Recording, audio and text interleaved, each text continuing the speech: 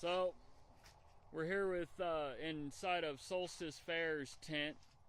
It took a beating in those windstorms. These crossbars they broke, so we braced them. That one broke, so we had a piece of wood to hold it up, and we're kind of making it a little bit better than it was before. We're using just simple pallets, just so not build walls up, make kind of a cabana feel. And then Robin is sewing it whole together that ripped with fishing line, right?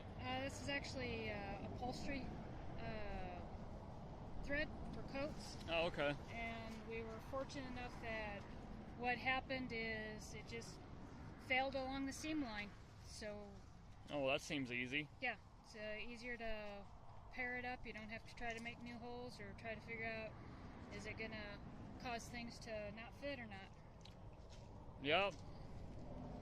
Well, just repair it. That's a lot better than just throwing it away and buying a new one. Mm-hmm.